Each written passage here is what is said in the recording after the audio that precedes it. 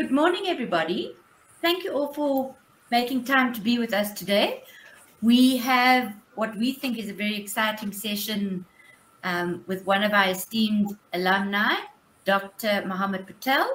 We're going to be speaking to him about his experiences, where he's gone, what he's doing, and how his MBA served him in his life and still is, and what he's doing. And if you have any questions, please pop it into the question box. We'll get back to you. We'll answer some questions during the session. You've got questions for me, for Dr. Oosthuizen or Dr. Patel.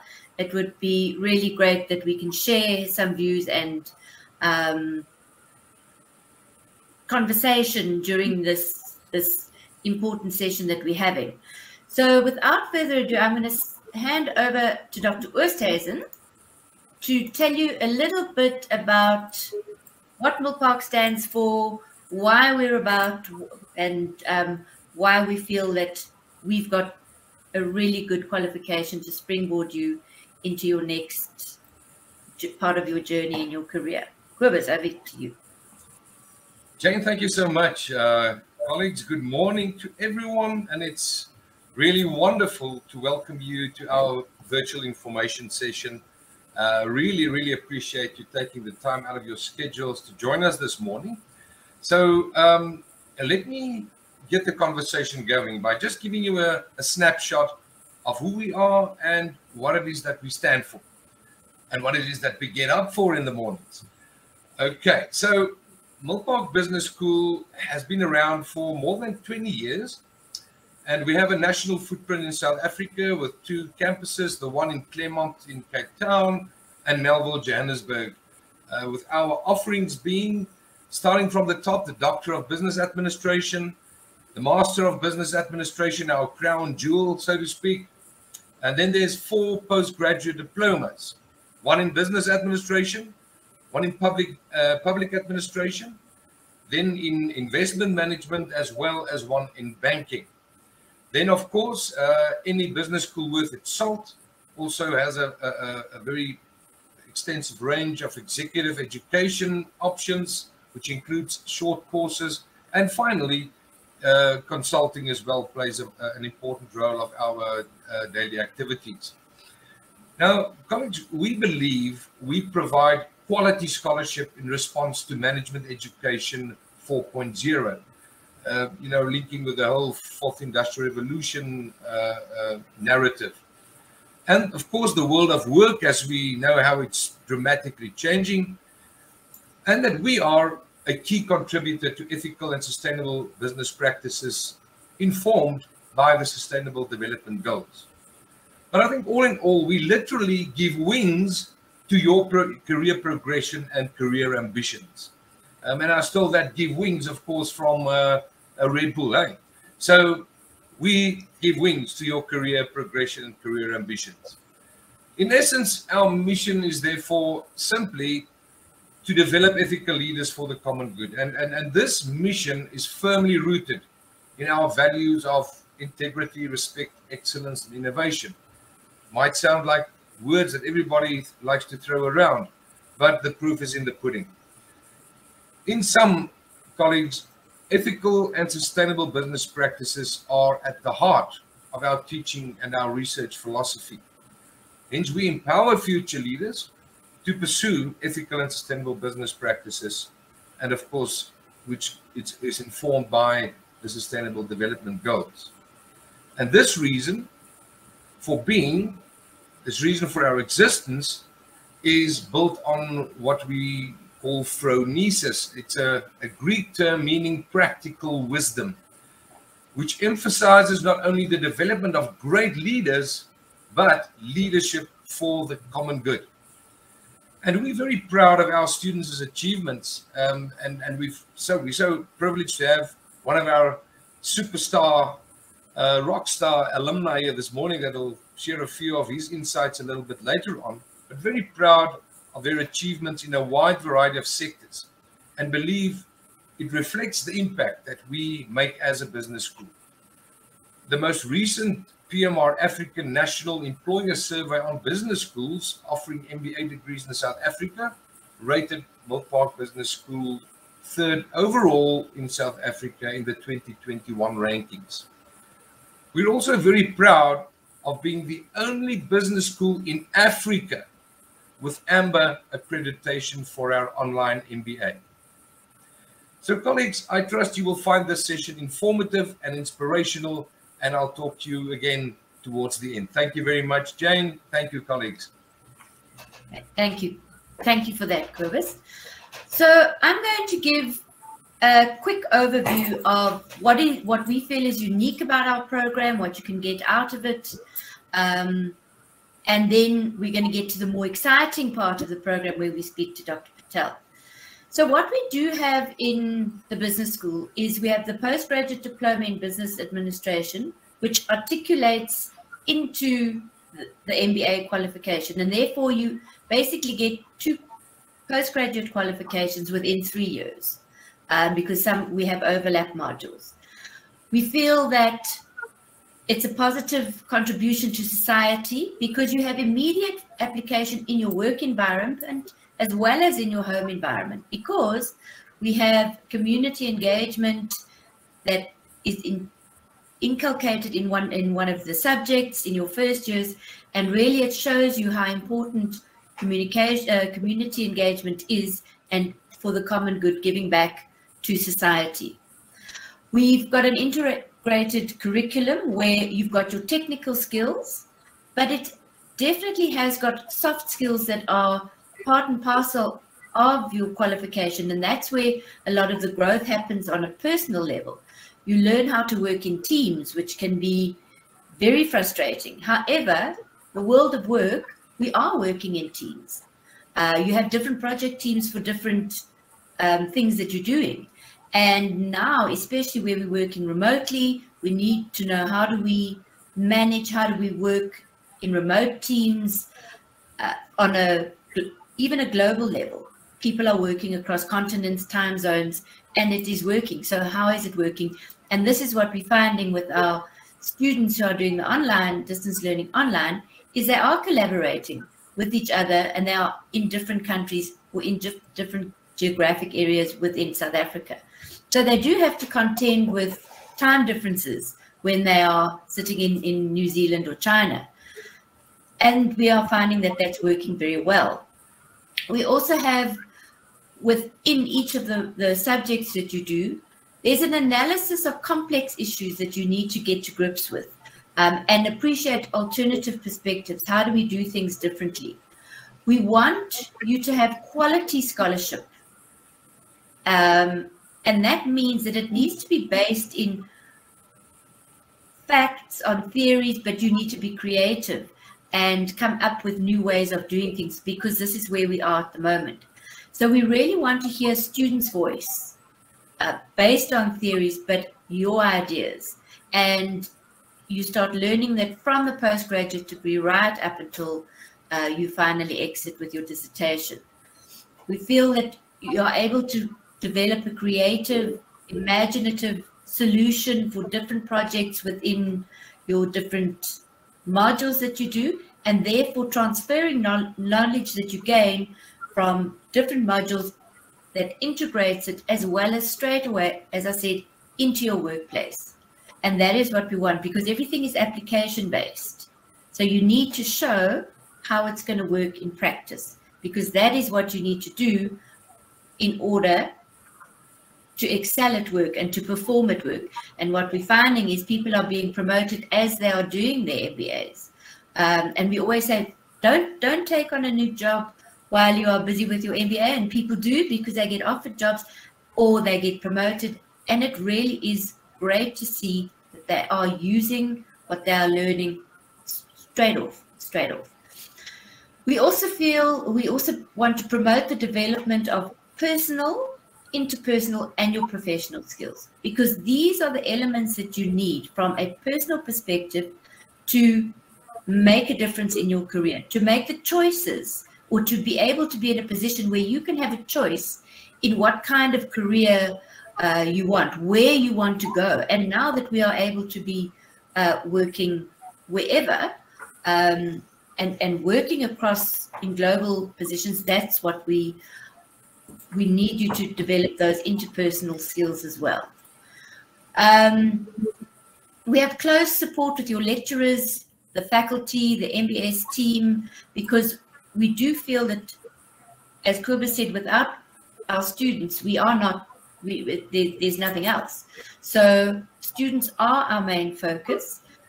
We do expect students to come prepared, to want to learn, to be proactive. Those are the type of students that we're looking for. People who want to get stuck in and show that they can make a difference.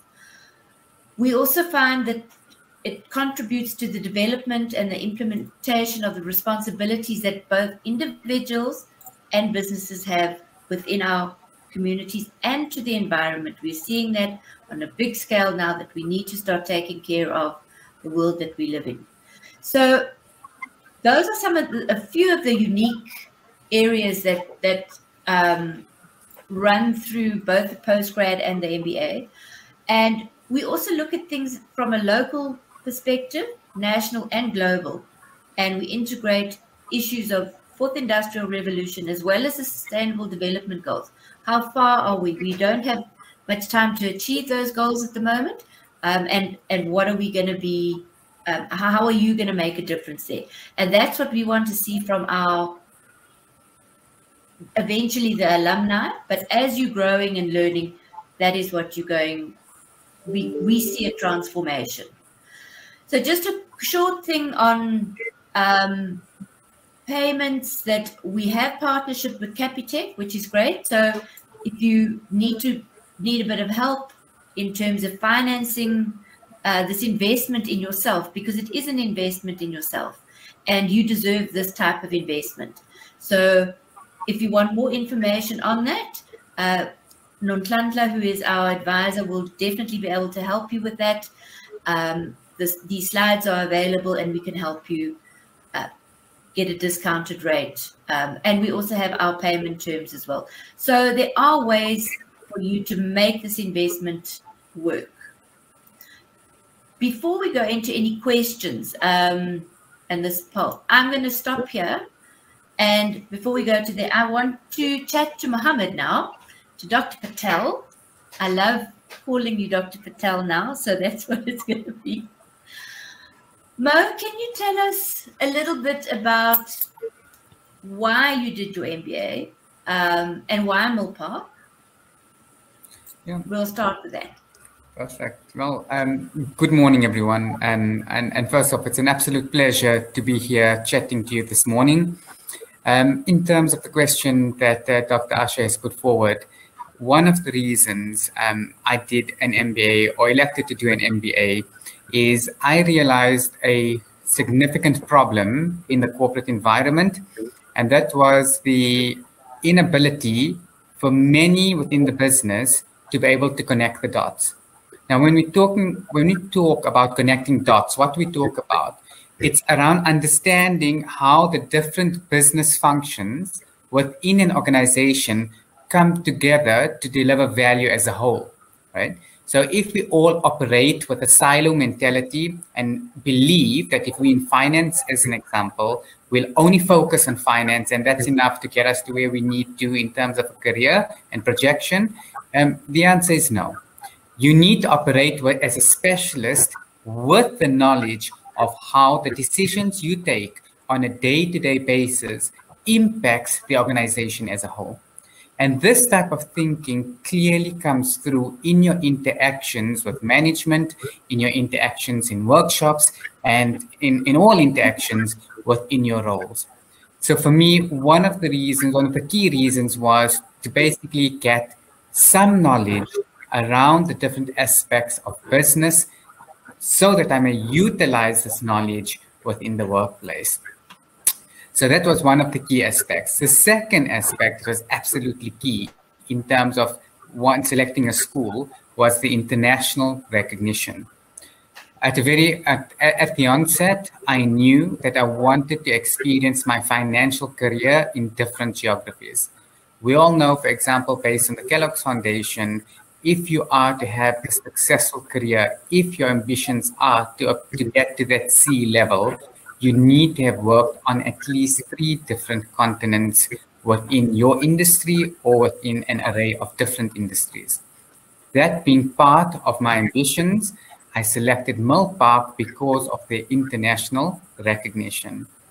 Now, when it comes to the international recognition, the school has progressed in leaps and bounds from then. And as Dr. Oosthuizen alluded to, with the AMBA accreditation in place, it really gives it the gold standard in an international market.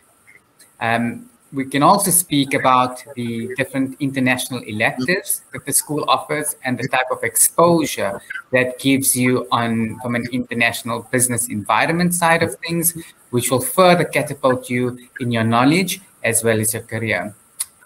One of the other aspects around selecting Milpark was also the flexibility of the program as well as the support. When I looked at Milpark as a bespoke boutique business school. You're not just a number, you're not standing in long queues, but you actually have people that you can reach out to. You can go to the school, knock on a door, and have access to the dean or anybody underneath. And you shouldn't have any problem in getting resolution to any queries or issues that you might have. They also give you the flexibility of contacting the lecturers online, which I think in today's environment is pivotal. So that flexibility, again, was one of the key drivers around the selection of the school, and not to mention the esteemed faculty. So one of the aspects, sort of the research I did before selecting Milpark was looking into the faculty of the school and understanding what experience they bring to the classroom.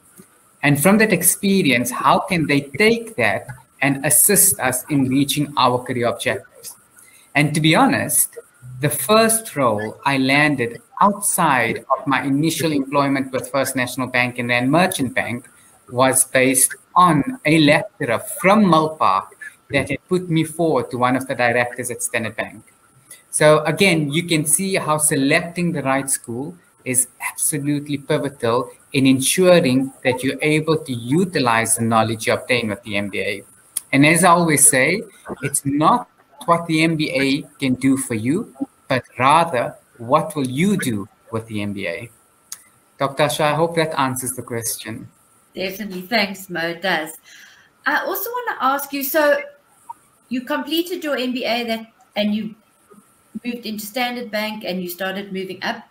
Tell us a little bit about your lecturing that you've done and what you lectured on and how you worked with students from that perspective, because we do like our graduates to be able to come back and lecture eventually.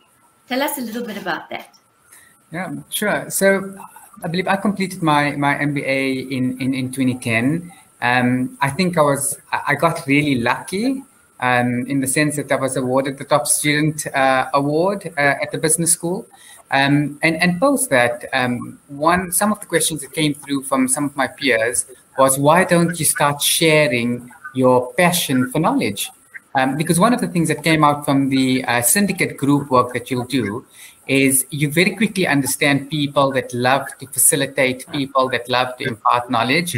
I was certainly one of those as well. Any opportunity to help sort of hypothesize around the potential solution or problem, etc., I was really keen. So it was actually my syndicate group that suggested, listen, go forward and take on a lecturing opportunity. And I'll never forget when I approached the business school and I said, I think I'd like to lecture. They said, that's great. And they said, we'll start you off with some of our smaller modules, which ran on a Saturday. And funny enough, that was strategic management, and almost earn your stripes. And as you earn your stripes and you prove your capability, you can actually move up the lecturing ladder, so to speak, where one day you might be able to lecture on the MBA program. I started nervously, as you can imagine, wondering, would I be able to do justice to these students? Would I be able to facilitate and impart the knowledge that would be relevant to them? I didn't just want to get into a classroom environment and, as they say, spew out the textbook to the students. I wanted to have facilitated learning through engagement and following the Harvard philosophy of a case study approach. So we spent the first quarter to half the session getting through the academic models, the business models and the theories, and the second half actually debating it in practice, taking a case study, working through the challenge together and implementing some of the learnings from those models, and ending it with real life problems based on some of the issues facing their organizations, so that the knowledge becomes practical and it's something that the students can then go into the work environment and implement directly. So that was actually the start of the journey and what I began doing for the business school. As my lecturing career progressed, I started doing more specifically in the operations management space, and then moved on further to reach the MBA module, where I lectured business in emerging markets. And this was the flagship module of the business school, whereby we took students to Brazil, India, or China. Initially, it started off at twice a year, where we'd visit these countries, we'd have relationships with the different Ivy League business schools. We'll go out and meet different organizations, and at times we're very fortunate to have spent time with the exco and the CEOs themselves. And I think all of this added to my ability to be a better lecturer. And as I always say, like the Kaizen philosophy, it's about continuous improvement. And I believe I learned just as much or even more with every session, with every trip undertook with the students. I think it's also a phenomenal way to grow your knowledge base. So the learnings that I applied, I'll never forget having a conversation with Nana Tanku, the finance lecturer, who said, actually, what you're doing is you're being a consultant, because every classroom that you attend and every problem that you address, you're finding new ways to solve complex problems. So you got all of your problem-solving philosophies and models in place, and what you're really doing is mastering the art of application. So it could be interior design, it could be a motor vehicle dealership, or it could be a consultancy or a bank. It didn't really matter, because the issues facing most of the organizations were actually around similar things, right? It's either people, culture, ethics, okay, operations enhancement. These are some of the typical issues plaguing most organizations today. So the lecturing component certainly assisted me in, one, growing my network, my depth of knowledge, and also being really effective in my own role, because I showed up at work with a newfound knowledge base, right? So as they say, we all have our little toolkit, and I was adding more and more and more into the toolkit, so much so that I found myself in a position where I could contribute to any conversation within the organization, regardless of the topic. And as such, various initiatives such as the diversity and inclusion forums, when it came to incentive trips, etc., I was fortunate enough to have been a part of all of those, because of the ability to share knowledge, share different insights, and really think outside of the box. So I guess the key message is Milpark not only allows you to obtain the knowledge, but they also present you with the opportunity to share this knowledge in a formal way through facilitation, which will certainly assist your personal as well as your professional life. Right, thanks, Bo. Tell us about the Entrepreneurship Project, where you all went overseas and presented your ideas. And I know Kobus was part of that, so I'm not sure if Kobus wants to pop back up, so you can have a chat about that as well. So Jane, that's an interesting story. I'll never forget it. I think it was a Friday late afternoon, and Kobus popped down and says, Mo, I need to chat to you. I said, oh, you know, the dean wants to chat. Must be something serious on a Friday afternoon. Of course, says, Mo, I know it's short timing, but there's this competition. It's called the Global Social Venture Competition, and we'd like to participate as a business school.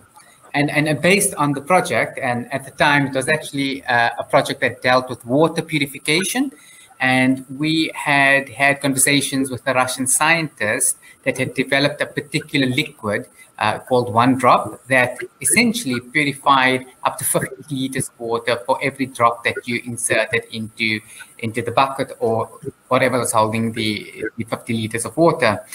And we went in, and over the weekend, Saturday and Sunday, which, by the way, was the norm for us. And despite me having a 10-month-old son at the time, just so that you know, sacrifice is part of this journey. We spent the weekend putting together, populating the template that was required for the Global Social Venture Competition.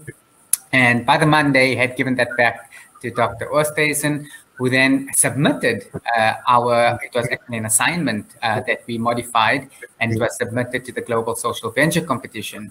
And this competition is a global competition that's run across all business schools globally.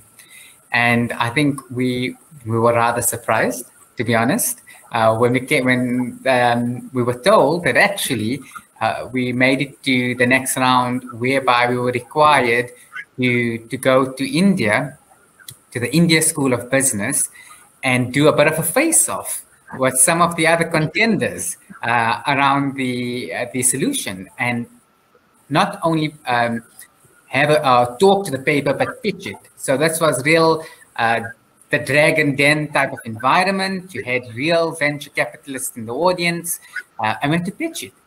And what I can tell you, hands on heart, is that the South African culture certainly played a role in catapulting us to the position where we made it to the final round. So winning the Asia-Africa finals at the Global Social Venture Competition meant from all the business schools in Africa, China, and India, there were only 2 that were selected to present at the final competition at California University, or Haas University in California. And that's where the top 10 in the world were given the opportunity to present. And again, we were lucky in the sense that we made it to that point. And when I spoke about the culture and the cultures playing a role, what you very quickly realized is we were faced with many individuals that were really bright, really smart. I'll never forget, the first group that came up was a group from India, and they presented a solution that would allow blind people to see through sound. I mean, how do you top that? You enabling sight through sound. And I thought, oh, well, we're dead in the water. I mean, all we have is water purification, you know? And to be honest, it was actually the culture, the ability. When Jane spoke about the soft skills, don't discount that. It's absolutely crucial. We were able to stand up with confidence, with conviction. And again, a big advantage of the Milpark MBA is it gives you a generalist knowledge of all aspects of business. So when we put together the business plan, we could tackle organizational design, marketing, operations, digital and IT, all of it we could speak to with confidence because we had a fair bit of understanding on each of those subjects. And that was actually the differentiator. A differentiator not only in words through what the business school said the value proposition is, but a value proposition realized on an international platform that formally recognized Milpark and the ability to live up to the value proposition, to live up to its promise. And that's how we actually finished top 10 globally and received the required accolades. And funny enough, the international elective was born out of this visit to the India School of Business. And the very first international trip that the school took as a whole was to ISB in Hyderabad.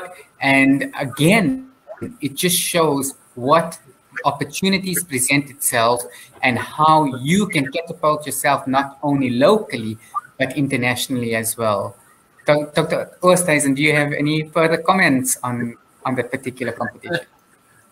Well, you've given it a beautiful expose, and obviously from my perspective, it was also a phenomenal honor to travel with this group of students to India, and then later on to the University of California Haas School of Business.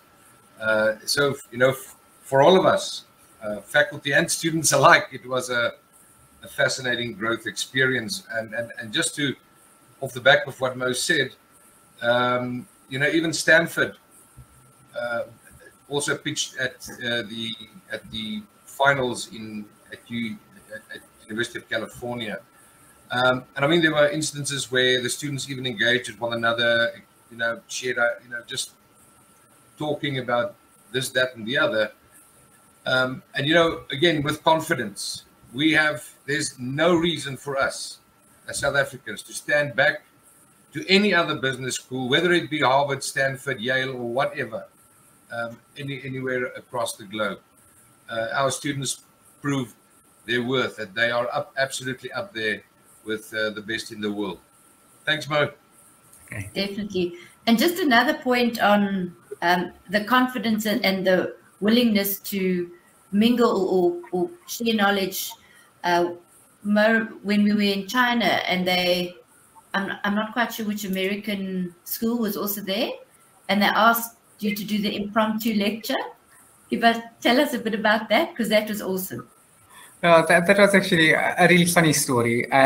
So it was at Peking University, which is one of the leading business schools in mainland China. And upon our visit, one of the academics at the university pulled me aside and says, Mo, we have about 187 banking executives from America that would like you to talk to them about the financial industry in emerging markets, and potentially share insights or speak to them around what we could potentially learn from a first world economy. And being the sort of eager beaver as always, I said, yeah, sure, I'll do it. And then they said, yeah, no, do it now. So I said, well, that's interesting. I thought I'd have time to prepare, but they said, no, they're waiting in the room. Please go in. As I arrived, now, for those of you that haven't seen me physically, I'm quite a small fellow, so I'm quite petite. And I look a lot younger if you see me in person. And this was a good couple of years ago. So I probably looked like a 20-year-old. And as I arrived in this lecture hall, I could see all the grinning going on, I could get the sense they were like, what is this kid going to speak to us about? We banking executives. Does Africa actually know anything around the financial services industry?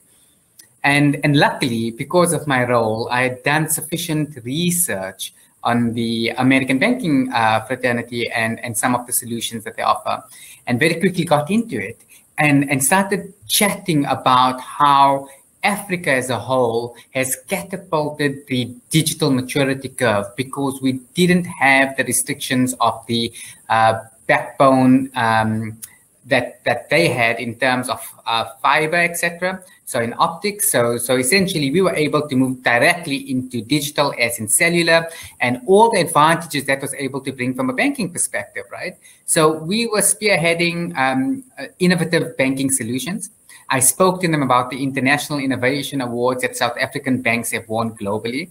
I spoke to them about the fact that they get so excited about what they call remote deposit capture. So that's the ability to take a picture of a check and send it through to the bank, and then the bank will cash the digital check. And I said, well, we just surpassed it altogether in Africa. We went directly to EFT, and we went directly to e-wallets. We didn't need to have people issue paper or checks, And I think that was quite an interesting conversation that was had, because at the end of it, I think what was certainly understood is that the banking fraternity, certainly in South Africa, is on par, if not better, than a lot of the first world economies. And certainly from an innovation perspective, I mean, to date, you can't find banks that are offering the lottery as part of its solution, or in terms of some of the value-added services, like being able to purchase movie tickets and bus tickets, etc.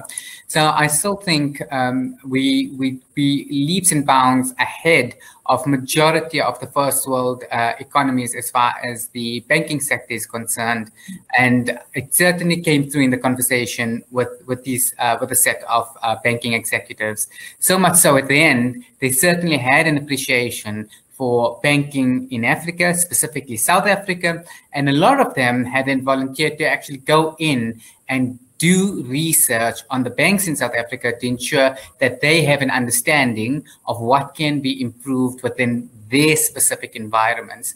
And I think this was just another example around the knowledge base that you're equipped with, so that you can, no matter the time of day, stand up in front of a group of people with confidence, knowing that, yes, you've acquired enough information to have a decent conversation with whoever's in the room. And this could be a one-on-one, it could be a workshop, or it could be a seminar with 187 banking executives from America.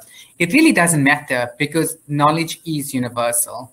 And I think for me, that was another telltale sign that, again, the MBA certainly gives you this armor. It gives you the ability to go in and state your case with a fair bit of confidence. I think so. So, Mo, just to give people a bit of context of where you are, you're currently sitting in the United Kingdom. You've started a new position there. Tell us a little bit about how it came about that you are there, what your position is, how you feel you compare to, because now that you're working, or to get a position where you have global competition now, because there's a global talent pool. How do you, obviously you fared pretty well. Give us a bit of context of that. So I think it actually started back in Standard Bank. And again, through my interactions and the ability to add insights to business case from wearing an international hat. So I spoke to you about the international exposure from the international elective. And just a side note, it's an absolute must. You have to do it. It was actually the exposure on these international electives that allowed me to add and contribute to some of the business cases that were being developed in Standard Bank. So much so that I basically got into the UK leg of the business as well as the South African leg. So in terms of their CRM system, I was actually looking after both UK as well as South Africa.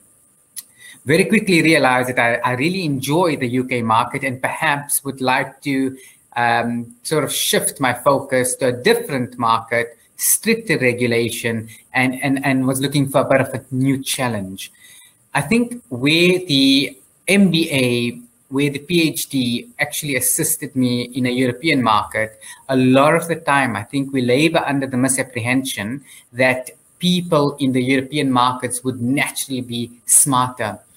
I think they said there's a greater level of competence in the business, but it's more general competence. But in terms of you being a differentiator, in terms of you standing out from the norm, I think, again, having an MBA, having these type of qualifications certainly assists you in being a value contributor within your role.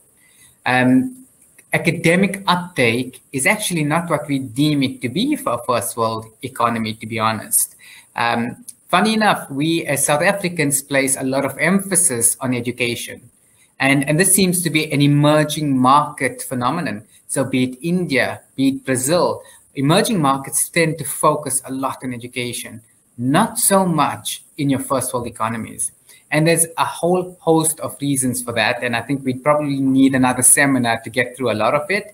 But essentially, because of the support system that the system provides, a lot of the individuals here don't go through the academic route, and cost being one of them, I suppose.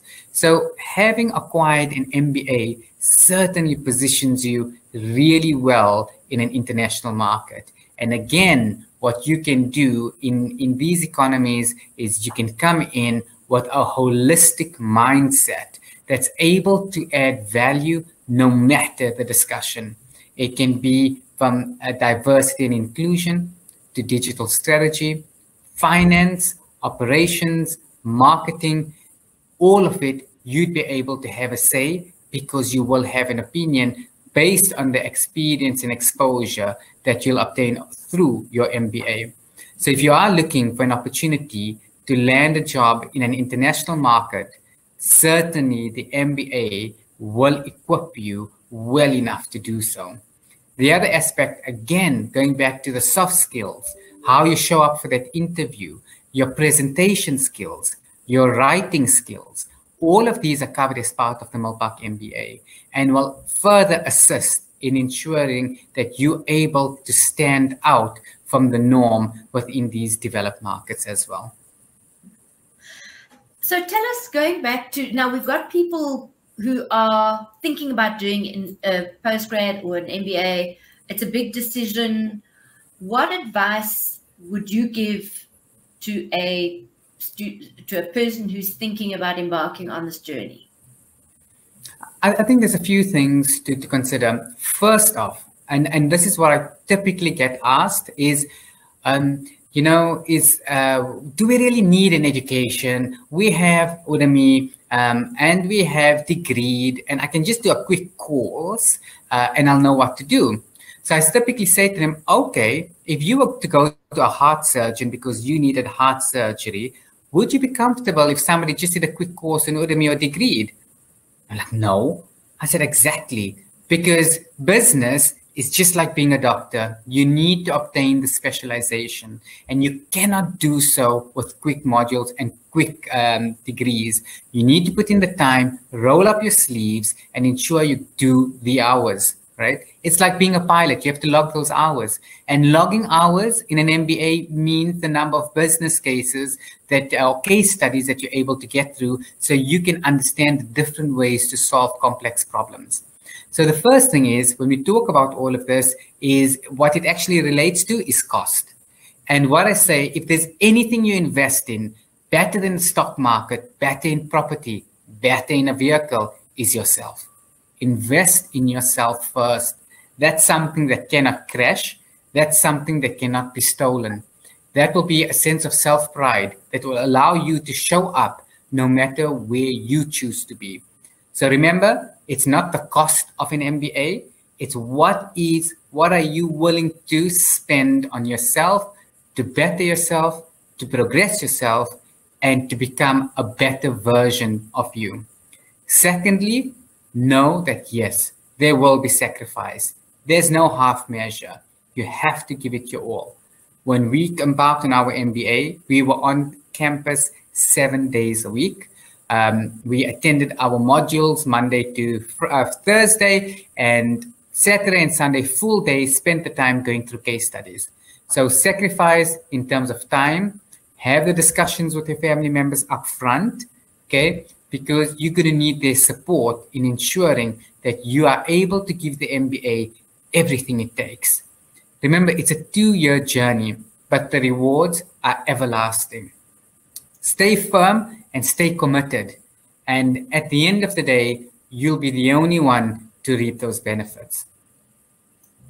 How would you manage, if we took it now, so you did contact learning, and that was, and you worked 7 days a week.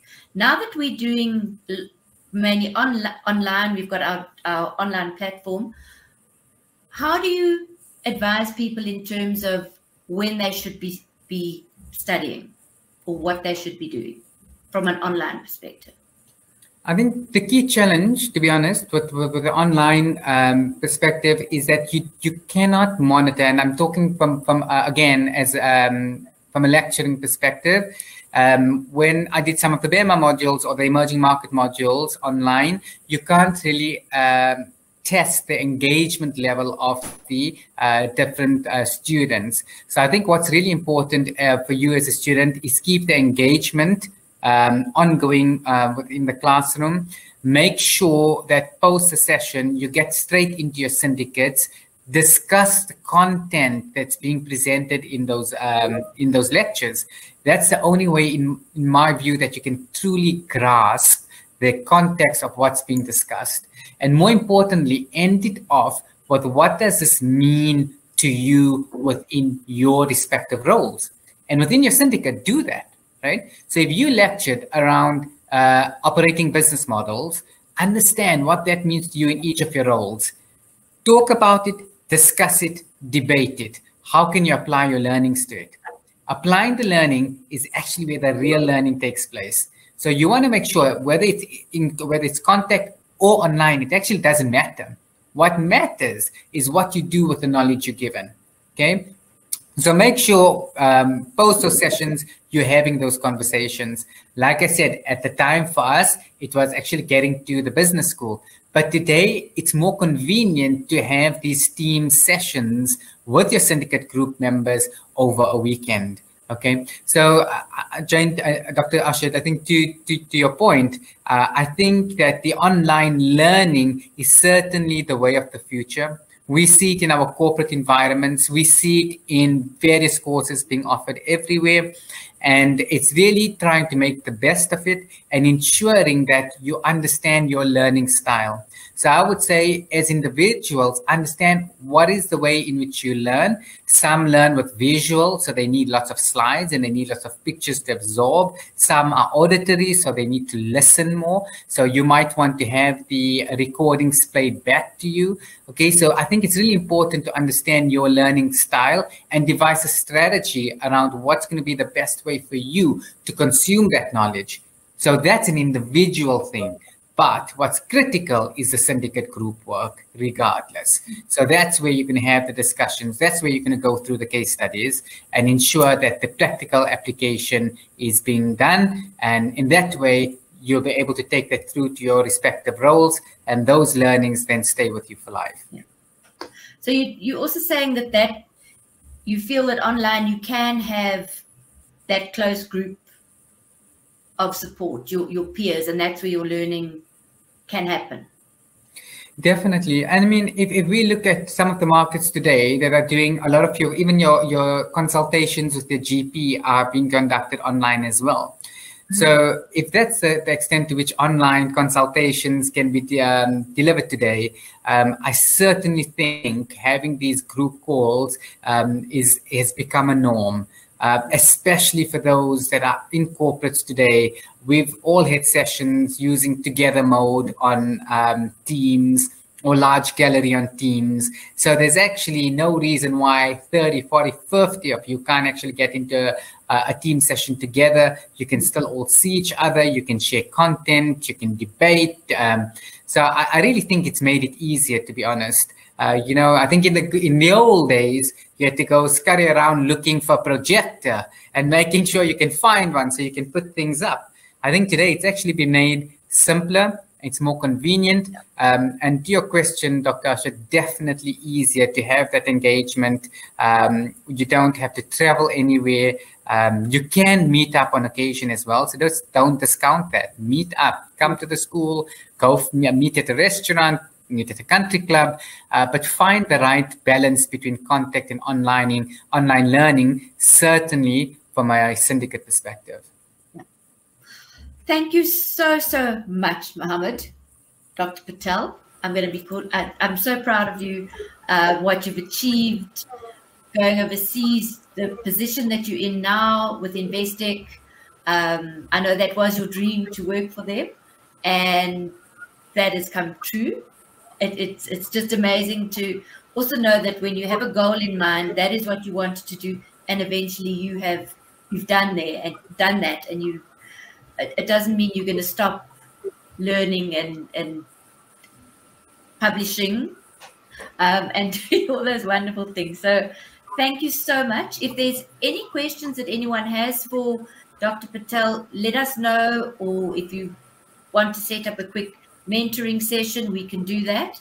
But we really do appreciate your time. I know it's we're out of sync in terms of time, so thank you for getting up early to chat to us. And I'm going to hand over now to Kobus to finish off everything for us. But thanks, Mo. It was so good seeing you online. I'll Only a need to see you pleasure. soon. Thank you. Sure, yeah. How does one close off on such a wonderful engagement that we've had?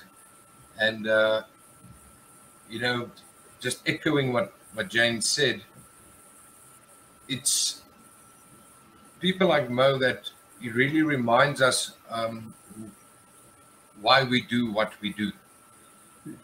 And the living proof of the impact that the MBA has had on his career, on his life, etc. So Mo, also from my side, thank you so much. Appreciate it. And perhaps colleagues, just to kind of wrap the ribbon around everything. As a parting thoughts, you know, why Milpark? Why us? Now, we are, as I said earlier on, really proud that we are the only AMBA accredited online MBA in Africa. And I mean, even if you go and see how many there are globally, there are not many AMBA accredited online MBAs that's accredited, that's AMBA accredited. Obviously, there will be, because of the rapid pace of change, there will be many schools globally that have transitioned, are transitioning one way, or at least to an extent the blended way. But there's a definitive shift in management education globally. So again, with that backdrop, also a reminder of our 2021 PMR Africa ranking, being overall third in South Africa. Very proud of that. And we have been in the top 3 for the past 5 years. We have, I think it was last year that we were second, so we were close with second and third. Now we've swapped a bit of places, but that's all part of the results that come from the survey. And in fact, the executive education results are not yet out for this year, but last year we were ranked first overall in South Africa for executive education, which we're also very proud of. Furthermore, colleagues, our curricula, it's contemporary and it's relevant. It gets reviewed and updated frequently. We have very experienced facilitators from industry, and I mean, Mo is a living example of it. And we endeavor to create a learning environment that really promotes growth, or promote growth-producing experiences for our students that impacts on all 3 modes of learning. In other words, the head, the heart, and the hands, cognitively, emotionally, and physically. The Romans taught their children that nothing could be learned while sitting down. Just absorbing text and written word and theory doesn't change the world. So we firmly believe that immersion is so important, so that we get the emotions and physicality also involved in what we do. And then, of course, as Jane has indicated earlier on, students are the focus in the teaching and learning transaction at Milpark Business School. We, you know, similar to Ubuntu, we are because you are.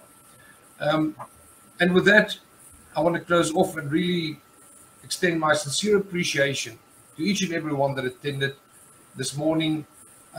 Please connect with us. The email address for inquiries has been listed at it's mbs@milpark.ac.za. And with that, I'll be signing off. Mo, thank you once again to you. Jane, thank you for the airtime that you've given me. And to everyone out there, take care, be safe, and remember, tomorrow is beautiful, because you and I are going to make it beautiful.